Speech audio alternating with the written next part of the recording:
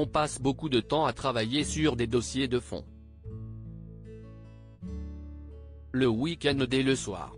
Je dors peu et j'ai toujours peu dormi, peut-on entendre dire le chef de l'État sur des bandes d'archives du podcast Focus de RTL.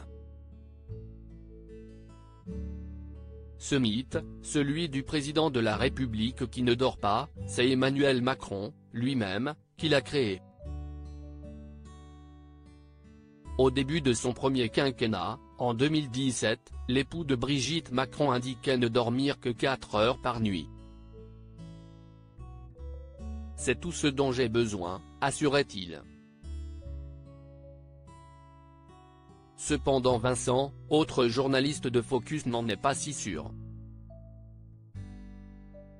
Après avoir suivi, sur RTL, le quotidien du président de la République pendant 5 ans, il rectifie le tir et pense qu'Emmanuel Macron dormirait plutôt 5 à 6 heures par nuit.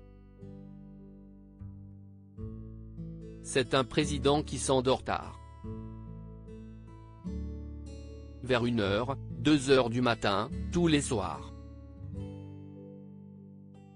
On peut le vérifier avec les connexions en ligne sur les réseaux sociaux et les textos qu'il envoie à ses collaborateurs.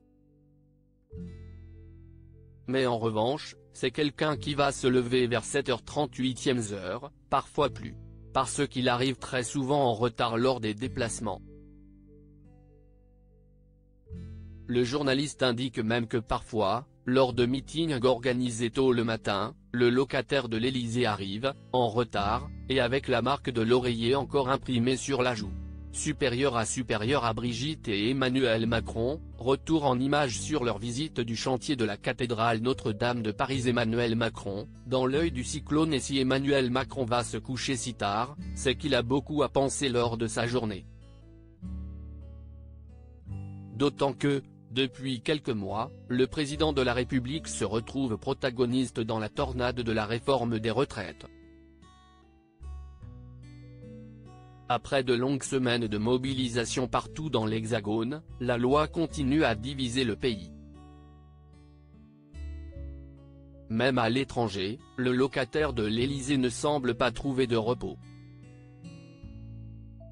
Lors de son dernier déplacement aux Pays-Bas, le président de la République a fait face à des manifestants entonnant des chants de gilets jaunes à Amsterdam, et à l'interruption de son discours par un groupe d'étudiants à La Haye. Les jeunes opposants étaient venus déplier une banderole sur laquelle on pouvait lire Macron, président de la violence et de l'hypocrisie. Pas sûr que le président puisse, pour le moment, dormir sur ses deux oreilles. Article écrit en collaboration avec 6 médias Crédit Photo, Philippe Magoni-Poul.